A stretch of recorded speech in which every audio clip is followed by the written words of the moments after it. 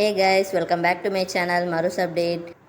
இன்றைக்கி நம்ம என்ன பார்க்க போகிறோம்னா ஸ்பைசி பொட்டேட்டோ மசாலா எப்படி பண்ணுறதுன்னு சொல்லி பார்ப்போம். வாங்க வீடியோக்குள்ளே போகலாம். வீடியோக்குள்ளே போகிறதுக்கு முன்னாடி மறக்காமல் நம்ம சேனலை சப்ஸ்கிரைப் பண்ணிக்கோங்க.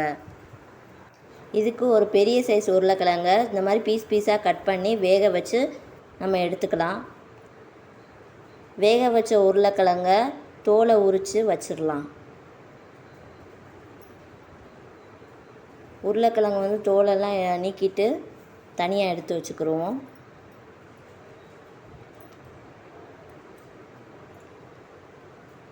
இப்போ கடாயில் ஒரு ஸ்பூன் நல்லெண்ணெய், கடுகு சிறிதளவு, கடுகு நல்லா வெடிக்கட்டும்.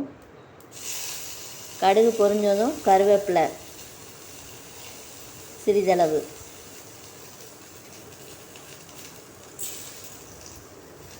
உளுத்தம்பருப்பு 1/2 ஸ்பூன் சேர்த்துக்கலாம். கடலைப்பருப்பு 1/2 ஸ்பூன்.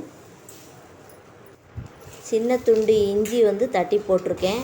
நறுக்கின வெங்காயம் 100 கிராம் சேர்த்து நல்லா வதக்கிக்கலாம். ஒரு வத்தலை கிள்ளி போட்டிருக்கேன். 2 தக்காளி, நறுக்கின தக்காளி நம்ம இப்போ இதோட சேர்த்துக்கலாம். சேர்த்து நல்லா வதக்கி விட்டுக்கிறணும். கொஞ்சமாக ஜீரகம் நம்ம சேர்த்துக்கலாம், ஒரு 1/2 ஸ்பூன் அளவுக்கு. இப்போ இது எல்லாத்தையுமே நம்ம நல்லா கிளறி விட்டுக்கலாம். பச்சை மிளகா 2 கீறின பச்சை மிளகா சேர்த்துக்கலாம்.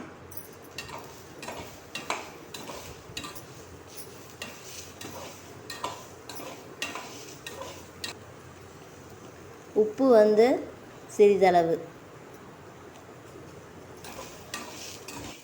இப்போ இது எல்லாமே நல்லா சுருளை வதங்கணும். உருளைக்கிழங்க வேக வச்சு தோல் உரித்து எடுத்து வச்சுருக்கோம்ல, அதை இப்போ நம்ம இதோட சேர்த்துக்கலாம். சேர்த்து இப்போ இது எல்லாத்தையுமே நல்லா மிக்ஸ் பண்ணிக்கலாம். நல்லா கிளறி விட்டுக்கோங்க.